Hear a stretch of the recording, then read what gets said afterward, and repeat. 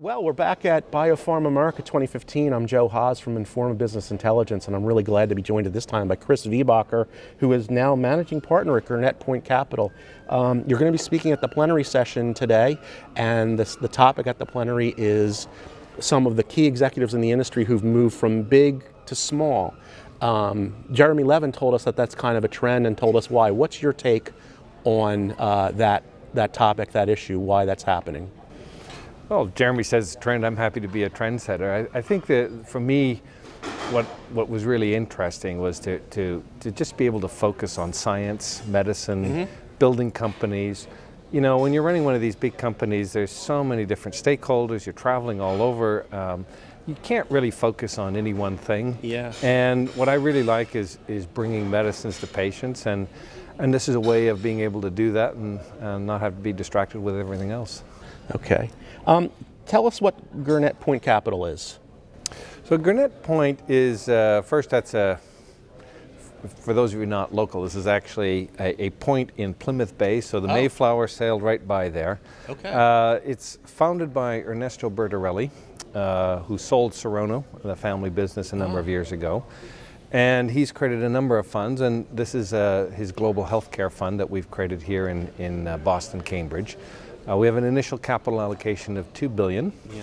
We're a little different than most funds in that we aim to be business builders. We have to be proactive investors, so we're not likely to be one of a syndicate in a Series C. It could be startup, it could be taking public companies private, so it's kind of a quasi-venture PE firm. So we're a little different than everybody else. One of the nice things is that we're very long-term capital. So a lot of companies have to tailor their strategy to the investment time horizon. Yeah. We actually are looking to build companies over time, and we may never sell them. We may sell them, but only if it's right for the company. So we're a little different. We also aim to bring some expertise. So we have capital, but I have a number of colleagues, and between us, we've seen just about every therapeutic category in the industry. We've developed drugs, we've launched them, we've seen them go off patents, and we think we can actually help management to run their businesses in a helpful way. So I imagine you're on the board of some of the companies capitalized by Gurnet Point. Are you actually stepping in, or will you be stepping in as a CEO at any of them? No. Okay.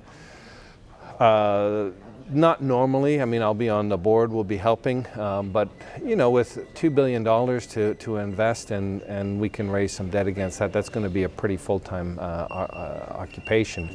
The one exception is that we have actually founded a company within the fund. Founded that with Rob Armstrong, who created Chorus at Lilly. We've founded a new company called Boston Pharmaceuticals, and that aims to bring in molecules at an IND phase and carry them through to proof of concept. We'll put about 20 to 25 programs in the clinic. So I'm actually the CEO of that company, just because we are co-founders of that company. What is the therapeutic focus there? We're at the start fairly agnostic. We're mostly focused on mechanisms of action and those diseases where you've got a really nice hard endpoint in clinical trials. So it could be infectious disease, it could be rare diseases, it could be autoimmune diseases, probably not so much in CNS. Okay. And Gurnet Point, on a larger basis, is also kind of agnostic about therapeutic emphasis? Right. We're mostly interested, there's going to be three areas. Boston Pharmaceuticals is one. A second is really to buy smaller companies that don't have critical mass. That actually creates a commercial platform within the fund. And the other is that we'll be looking at some new emerging medical technologies, not necessarily med tech per se, but things like nanotechnology, 3D printing, diagnostics, IT health applications, some of the wearables. So that'll be a third area of focus for us. Okay. Looking more at the industry as a whole, when you were the CEO at Sanofi, you were one of the deal makers that people tended to watch in the biopharmaceutical sector.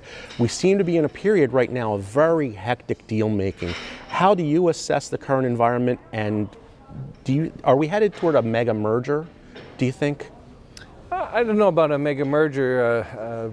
Largely because one of the things I have really come to believe in over time is that there are dyssynergies of scale in this industry. Okay. So as you get bigger, you don't necessarily get better. I think the two conditions, though, that are favorable to deal making are, first of all, we have very cheap debt capital. Right. So you can pretty much buy anything and it's going to be accretive. And the second is that you have a very favorable attitude on the part of investors to this. If you went back 4 or 5 years ago, investors were, just stick to the knitting, do small things.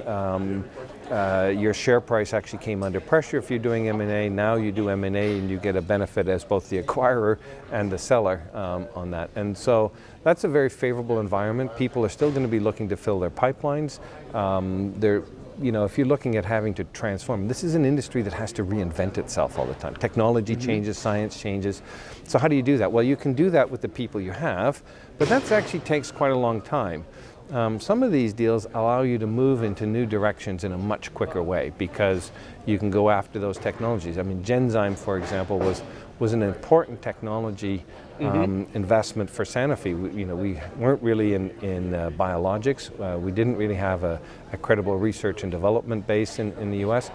Building that from scratch would have taken so long. Yeah. And so some of these acquisitions are not just product-based, but actually help you to shape the strategy of the company. So Genzyme was a key point of diversification for Sanofi. Do you see a lot or a fair amount of deal making that is not as well thought out, that maybe companies are almost doing something to have activity and get the investors excited? In this business, it's so hard to know, right? Yeah. When you're doing a deal. Yeah. I think, for instance, AstraZeneca was criticized at the time for having made a big biotech deal, but actually, when you look at now Pascal Soriot presenting his pipeline, a lot is coming out of MedImmune these days.